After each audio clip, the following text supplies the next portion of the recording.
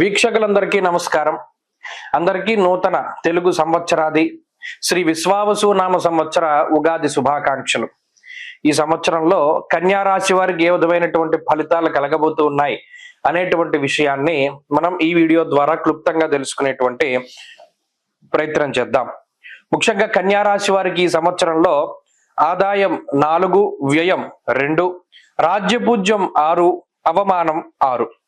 ఆదాయ వ్యయాలు చాలా బాగున్నటువంటి రాశి. అలాగే ఈ సంవత్సరంలో గురుడు మే 15వ తారీఖు వరకు 9వ ఇంట రజతమూర్తి, తదుపరి 10వ స్థానమందు తామ్రమూర్తిగా సంచారం చేస్తారు. శనేశ్వరుడు ఈ సంవత్సరం మొత్తం 7వ స్థానమందు లోహమూర్తిగా సంచరిస్తారు. మే 21వ తారీఖు వరకు 7, 1వ ఇంట తామ్రమూర్తులు, తదుపరి 6, 12వ స్థానాల్లో లోహమూర్తులుగా సంచారం చేస్తారు. ప్రత్యేకించి ఇక్కడ మనం దృష్టిలో పెట్టుకోవాల్సింది ఏంటి అంటే, గత సంవత్సరం గురుబలం ఉన్నది, శని బలం ఉన్నది. ఈ సంవత్సరంలో గురుబలం లేదు, శని బలం లేదు, రాహు మాత్రమే బలంగా ఉన్నారు. అయితే గురు శనులు ప్రతికూలంగా ఉన్న వారి యొక్క మూర్తిత్వాల వల్ల చెడు చెయ్యలేరు. ఎందుకంటే గురుడికి వచ్చినటువంటి మూర్తిత్వం తామ్రమూర్తి, శనేశ్వరుడు లోహమూర్తి. అంటే చాలా తక్కువ స్థాయి ఫలితం, 25 to 30% చెడు ఫలితాలను మాత్రమే ఇవ్వగలరు. రాహు యొక్క అనుకూలత ఉన్నది, అయితే ఈయన కూడా లోహమూర్తిగానే ఉన్నారు. అయినప్పటికీ షష్ఠ స్థానమందు రాహు ఉండడం అనేటువంటిది చాలా గొప్ప విషయం. ప్రత్యేకించి దీర్ఘ సంచార గ్రహాల్లో రాహు యొక్క అనుకూలతే ఉన్నది. నిజానికి ఒక విషయాన్ని దృష్టిలో పెట్టుకోవాలి, ఒక్క రాహు బలంగా ఉండడం వల్ల మిగతా ఏ గ్రహం ప్రతికూలంగా ఉన్నా తన యొక్క మాయోపాయం చేత చక్కగా ప్రతిదీ కూడా ఛేదించేటువంటి గ్రహం రాహు. కన్యా రాశి వారికి ఈ సంవత్సరం అదే జరుగుతుంది. అయితే మిగతా గ్రహాల వల్ల జరిగేటువంటి చెడు ఫలితాలను కూడా మనం దృష్టిలో పెట్టుకోవాలి. ముఖ్యంగా దశమ గురుడు నక్షత్రాల వారీగా వస్తే ఉత్తరా నక్షత్ర జాతకులకి ఈ సంవత్సరం కందాయ ఫలం 7-0-2గా ఉన్నది. మధ్యశూన్య మనోవ్యధ అన్నారు. అంటే కొంత మానసికమైనటువంటి క్లేశములు వీరికి ఎక్కువగా ఉంటాయి ఈ నక్షత్ర జాతకులకి, ఉత్తరా వాళ్ళకి. అలాగే హస్త నక్షత్ర జాతకులకి కందాయ ఫలం 2-1-0గా ఉన్నది. అంత్యశూన్య ధన నష్ట అన్నారు. కొంత డబ్బు ఖర్చు ఎక్కువగా ఈ నక్షత్ర జాతకులకి కనబడుతూ ఉన్నది. చిత్తా నక్షత్రం వాళ్ళకి కందాయ ఫలం 5-2-3గా ఉన్నది. అంటే సంవత్సరంలో మధ్య 4 నెలలు మినహాయించి, జూలై నుండి అక్టోబర్ మినహాయించి మిగతా నెలలన్నీ కూడా వీరికి యోగదాయకంగానే ఉంటుంది, బేసి సంఖ్యలే వచ్చాయి కాబట్టి. అయితే ఇక రాశి ప్రకారం చూస్తే దశమం వృత్తి, కర్మ, ప్రవృత్తి లేదా జీవన విధానాన్ని సూచించేటువంటి గొప్పదైనటువంటి కేంద్రం. అందులో గురుడు ఉండడం, ఆయన వృత్తి కారకుడై ఉండడం. జ్యోతిష్ శాస్త్రం అందు జాతకాలు పరిశీలన చేసేటప్పుడు కారకో భావనాశాయ అంటూ ఉన్నది శాస్త్రం. ఇక్కడ దశమ కేంద్రంలో గురుడు ఉన్నటువంటి వాళ్ళు వృత్తిపరంగా దెబ్బతింటారు. ఇక్కడ గోచారంలో కూడా అదే జరుగుతూ ఉన్నది. ఏమవుతుంది? ధాన్యనాశో ధనచ్ఛేద వృధా సంచరణం భయం అన్నారు. అంటే దీనివల్ల ఏమవుతుంది?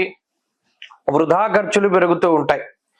అలాగే ధాన్యనాశ, ఏదైతే మూల సంపద ఉన్నదో, మూలధనం ఏదైతే మనం ఇంతవరకు దాచిపెట్టుకున్నామో ఆ డబ్బు ఖర్చు అవ్వడం అనేటువంటిది జరుగుతూ ఉంటుంది.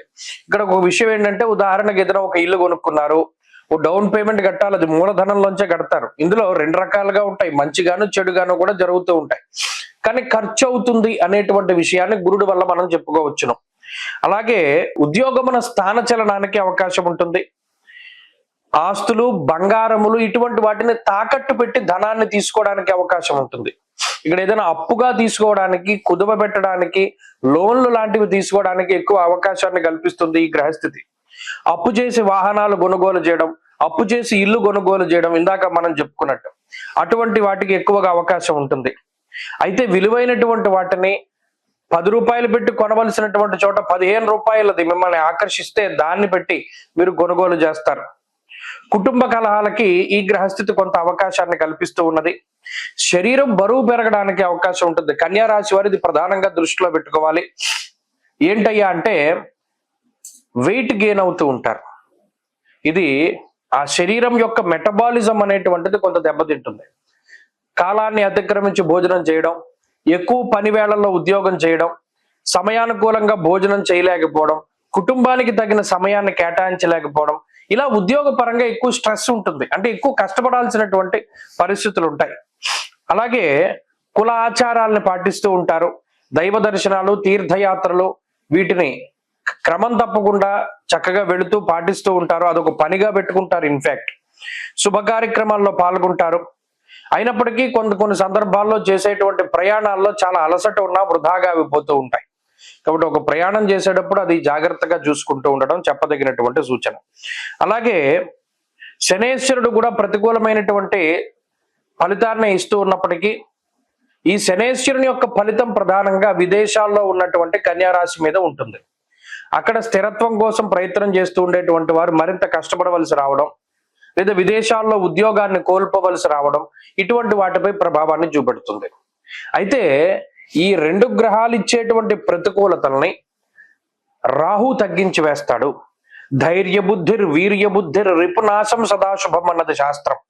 అనగా గొప్ప ధైర్యమైనటువంటి బుద్ధిని, వీర్యము అనగా శౌర్య పరాక్రమాలు, చాలా సాహసోపేతమైనటువంటి నిర్ణయాలు తీసుకుంటారు. దానివల్ల ధైర్యే సాహసే లక్ష్మి, దాని వెనకాలే ధైర్యం, డబ్బు ఇవన్నీ వస్తాయి. కాబట్టి రాహు ఎంత మాయోపాయాన్నైనా సరే పన్ని ఈ గురుశనులు ఇచ్చేటువంటి చెడు ఫలితాల నుండి కాపాడుతారు. ఇది చాలా గొప్ప విషయం. ఎక్కడా మోసపోనివ్వకుండా, ఎక్కడా మీ వస్తువులు దొంగల పాలు కాకుండా, ఎక్కడా మీ పరువు పోకుండా రాహు ఎంతసేపటికి కాపాడుకుంటూ వస్తారు. ఇది చాలా గొప్ప విషయం. శత్రువులపై పూర్తి స్థాయిలో విజయాన్ని ఆశించడానికి అవకాశం ఉంటుంది. కాబట్టి ఇక్కడ కొన్ని సందర్భాల్లో కుటుంబానికి దూరంగా వెళ్ళవలసి వస్తుంది. భార్య వేరే చోట, భర్త వేరే చోట ఉద్యోగపరంగా వెళ్ళవలసినటువంటి పరిస్థితులు ఉంటాయి. ఇవన్నీ ఈ సంవత్సరం కన్యారాశి వారి దృష్టిలో పెట్టుకోవాలి. మరిన్ని అనుకూలమైనటువంటి ఫలితాలను సాధించడానికి ఎక్కువగా ఈ సంవత్సరం గురువు యొక్క ఆరాధన చేయాలి. దక్షిణామూర్తి స్తోత్రాన్ని ప్రతిరోజు చదువుకుంటూ ఉండడం, వినాయకుడికి ప్రత్యేకించి ప్రతి గురువారం నాడు వెళ్ళి విఘ్నేశ్వరుని యొక్క ఆరాధన చేస్తూ ఉండడం, ఇటువంటివి చేస్తూ ఉంటే మంచి ఫలితాలని ఆశించవచ్చు. ఈ సంవత్సరంలో కలిసి వచ్చేటువంటి వారం శనివారంగా చెప్పవచ్చు. అదృష్ట వర్ణము పసుపు నీలముగా చెప్పవచ్చును. అదృష్ట సంఖ్య 9. స్వస్తి. మార్చి 30వ తారీఖున మారేటువంటి శనేశ్వరుడు కన్యారాశి వారిపై ఏ విధమైనటువంటి ప్రభావాన్ని చూపించబోతున్నారు అనేటువంటి విషయాన్ని ఈ వీడియో ద్వారా క్లుప్తంగా తెలుసుకునేటువంటి ప్రయత్నం చేద్దాం. కన్యారాశి వారికి మార్చి 30 లగాయతు 7వ స్థానమందు లోహమూర్తిగా శనేశ్వరుడు తన యొక్క సంచారాన్ని 2.5 సంవత్సరాల పాటు కొనసాగించబోతూ ఉన్నారు. అయితే ఇప్పటి వరకు షష్ఠ స్థానమందు యోగించినటువంటి శనేశ్వరుడు సప్తమ స్థానమందు అంత యోగించేటువంటి గ్రహం కాదు. ఎందుకంటే శనేశ్వరుని యొక్క షష్ఠ స్థాన స్థితి చాలా మంచిది. ధైర్య బుద్ధిర్ వీర్య, ఇది 7వ స్థానంలో అంత ఫలితాన్ని ఇవ్వరు. ఎందువల్ల? షష్ఠ స్థానం అంటే త్రిషష్ఠ లాభ స్థానాల్లో పాపగ్రహాలు ఎక్కువగా యోగిస్తాయి. సప్తమము అనేటువంటిది ఒక కేంద్ర స్థానము, మనకు ఉండేటువంటి కంటక స్థానాల్లో ఒక కేంద్రము. మరి ఆ స్థానంలో శనేశ్వరుడు అంత అనుకూలము కాదు, అంత వ్యతిరేకము కాదు. సాధారణమైనటువంటి ఫలితాలనే మనం ఎక్స్పెక్ట్ చేయొచ్చు. ఎందుకంటే యోగించే స్థానం కాదు, అవయోగాన్ని ఇచ్చే స్థానము కాదు. అర్ధాష్టమ అష్టమ స్థానాలుగా అంత ఇబ్బంది పెట్టరు. కానీ మరి ఏ విధమైనటువంటి ఫలితాలను ఇస్తారు అంటే వ్యాధి పీడాం ప్రవాసంచ అంతఃక్లేశం మహద్భయం అన్నారు. ఇక్కడ ప్రధానంగా శనేశ్వరుడు సప్తమ భావమందు దేశాంతరవాసాన్ని కలిగించేటువంటి గ్రహంగానే ఎక్కువ మంది చూస్తూ ఉన్నారు. అలాగే అంతఃక్లేశ, కొంత మానసికమైనటువంటి క్లేశములు, అది జనరల్ గా ఎవరికైనా కూడా ఉంటాయి. ప్రతి ఒక్కరి జీవితంలో ఏదో ఒక మానసికమైనటువంటి క్లేశములు అంటే సమస్యలు ఉంటాయి. మహద్భయ అన్నారు అంటే వాటి వల్ల ఏదో ఒక భయం వస్తూ ఉంటుంది. ఇక్కడ ప్రధానంగా సప్తమ స్థానము అనేటువంటిది ఒక రిలేషన్షిప్ ని సూచించేటువంటి స్థానం.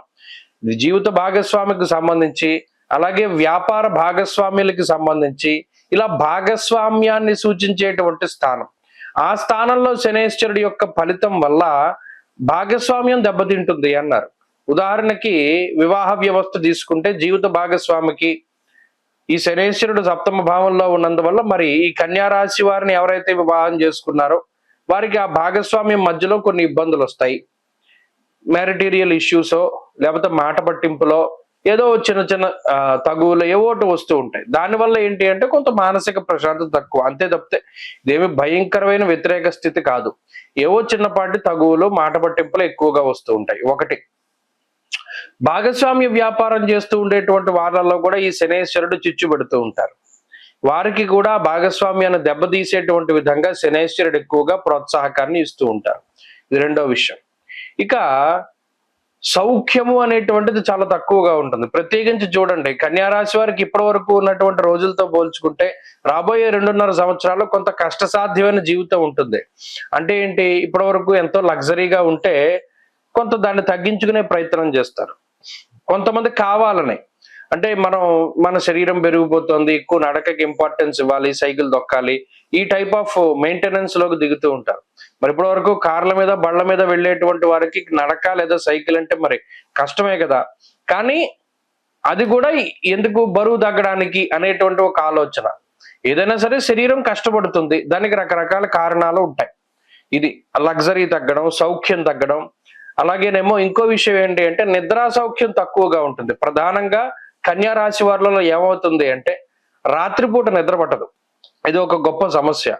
ఎంతోసేపు ప్రయత్నం చేస్తేనే కానీ నిద్ర పట్టనటువంటి పరిస్థితి, ఇది సాధారణమైన సమస్యగానే వారిలో కనబడుతూ ఉంటుంది.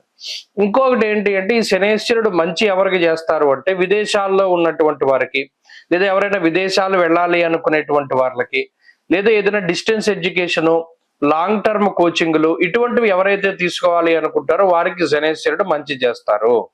తద్వారా పోటీ పరీక్షల్లో మంచి ఫలితం సాధించడం, విదేశీ యానం చేయడము, విదేశాల్లో స్థిర నివాసం, అక్కడ ఇల్లు కట్టుకోవడము, అక్కడ వ్యాపారం అభివృద్ధి చెందడం, అక్కడ ఉద్యోగం అభివృద్ధి చెందడం ఇత్యాది విషయాలన్నీ కూడా విదేశాల్లో ఉన్నటువంటి వారికి యోగిస్తాయి. అలాగే ప్రవాసము అన్నారు. ఇదే ప్రవాసము అంటే దేశాంతరవాసం చేసేటువంటి పరిస్థితులకి కూడా కారణమవుతుంది. కాబట్టి కన్యా రాశి వారిలో ఉన్నటువంటి పరిస్థితి చూసినప్పుడు శనేశ్వరుడు పీడించే గ్రహం కాదు, మానసికంగా కొంత ఇబ్బంది పెడుతూ ఉంటారు. మిగతా గ్రహాలు బలంగా ఉంటే మానసిక సమస్యలు తగ్గిపోతాయి. అందులో శనివత్త రాహు అన్నారు కాబట్టి, రాహు షష్ఠ స్థానంలోకి వెళుతూ ఉన్నారు కాబట్టి శనిచ్చే ఫలితాన్ని రాహు తీసేస్తారు. రాహు షష్ఠ భావంలో ఈ రాశి వారికి అనుకూలంగా మే 21వ తారీఖు దగ్గర నుండి ఉంటారు. కాబట్టి ఈ శనిచ్చే దోషాలను రాహు తగ్గించి వేస్తారు. కాబట్టి భయపడాల్సిన పనేమి లేదు. ప్రత్యేకించి శని మార్పు వల్ల అయితే వీళ్ళు కోల్పోయింది ఏంటి అంటే షష్ఠ భావంలో శనేశ్వరుడు స్వతహాగా ఇచ్చేటువంటి శుభ ఫలితాలని మాత్రం వాళ్ళు ఇప్పుడు ఆ ఫలితాలు రావు. కాబట్టి ఒక్క విషయాన్ని దృష్టిలో పెట్టుకోవాలి. మిగతావన్నీ కూడా చాలా అద్భుతంగా ఉన్నాయి. ఈ రాహు ఇచ్చేటువంటి శుభ ఫలితాల మధ్యలో శని ఇచ్చేటువంటి దోషం కనబడదు. కాబట్టి శనేశ్వరుడు, అందులోనూ ఈ శనేశ్వరుడు ఇచ్చేటువంటి ఈ ఫలితాల్లో మూర్తిత్వాన్ని కూడా మనం దృష్టిలో పెట్టుకోవాలి. కన్యా రాశి వారికి లోహమూర్తిగా సంచారం చేస్తున్నారు కాబట్టి ఆయన ఇచ్చేటువంటి ఫలితం 25% నెగిటివ్ గా ఉంటుంది. కాబట్టి ఈ శని మార్పు వల్ల ఏమీ ఇబ్బంది లేదు, చక్కగా హాయిగా ఉండొచ్చు. ఏ విధమైన పరిహారాలు పాటించవలసిన పని లేదు. ఎవరైనా విదేశీయానాలు, లాంగ్ టర్మ్ కోచింగ్లు తీసుకుంటే చక్కగా పనికొస్తుంది. స్వస్తి.